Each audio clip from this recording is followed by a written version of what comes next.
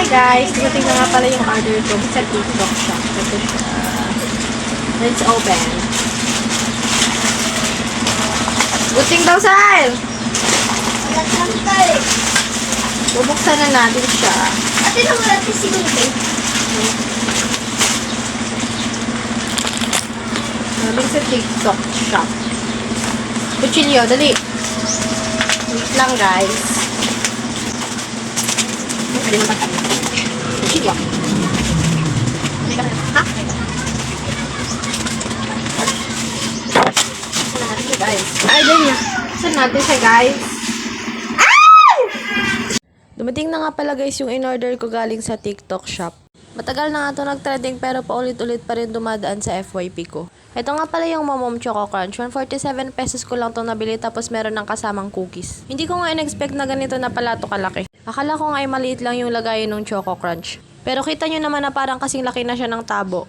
Matagal ko na itong napapanood sa TikTok kaya para matigil na ang curiosity ko, bumili na ako. Alam nyo ba guys na ilang oras lang sa amin to ay naubos kaagad. Paano ba naman ay bubuksan ko pala ang parcel ay may mga hawak na silang kutsara. Dumating nga pala to nang wala ako sa bahay pero may iniwan naman akong pambayad. Nasa school kasi ako ng mga oras na yun nag-aaral ng mabuti. Medyo matagal nga to dumating kasi nga ay nag-holiday.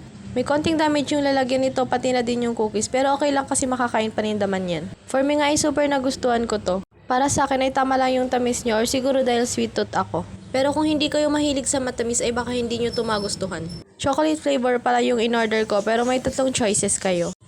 Available rin ang milk flavor at yung cereal na rainbow. Mahilig kasi ako sa mga matatamis kesa sa mga maaalat. Kung ayaw nyo mag-order nito pero curious kayo sa lasa, pwede naman kayong gumawa na lang sa bahay. Chocolate cereal lang naman to tapos mag-melt kayo ng chocolate din ihalo nyo. Parang ganun lang din naman yung lasa niya.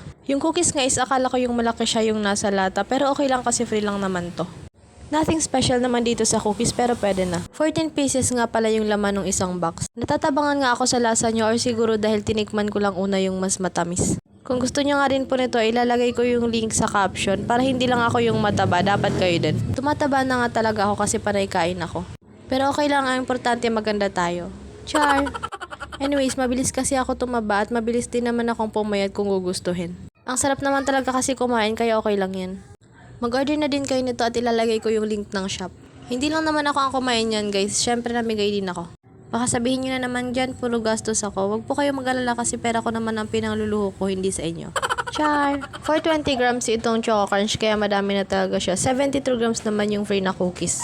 Sa tingin ko pwede nyo tong gawing snack, yung hinahaluan ng gatas kagaya sa Coco Crunch. Kapag nagigilty na nga kayo kasi panay kayo kain ng chocolate, isipin nyo lang na may advantage din to sa atin. Diba nakakatulong din naman ng chocolates para mabilis mag-function ng isip natin. Sige, gaslight nyo pa sarili nyo. Tumutulong din ito para maging energetic o hyper tayo. Correct me if I'm wrong na lang kasi di naman ako perfect.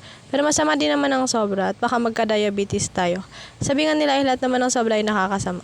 Baka next time mag-order ulit ako yung ibang flavor naman para matikman namin yung pagkakaiba-iba nila. Super nagustuhan ko talaga to kasi ang sarap niya. Tapos mapapakinabangan mo pa yung lagayan niya. At kahit nga coated na siya ng chocolate ganache ay crunchy pa din siya. Sa isip ko nga maganda mag-business ng ganito. Kaso wag na lang pala kasi baka ako lang yung makaubos. By the way guys, may small business pala kami na banana. Pesos lang yung trial pack at 29 pesos naman yung big size. Merong 3 flavors na available. May sweet, cheese at sour cream. Don't worry kasi madami na yung packaging namin kahit mura lang. Lagi nga din kami nagluluto kaya makakasigurado kayo na malinis at laging bago ang gawa namin.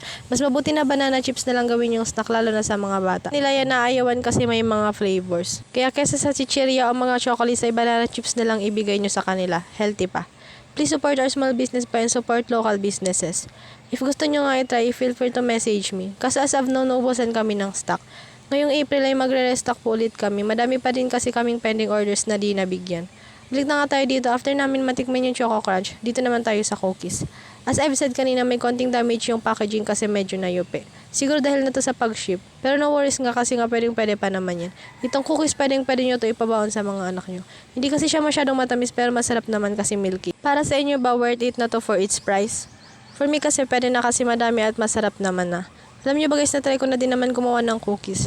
Galing nga lang sa internet yung ginaya kong recipe at sa kawali ko lang niluto, based dun sa napanood.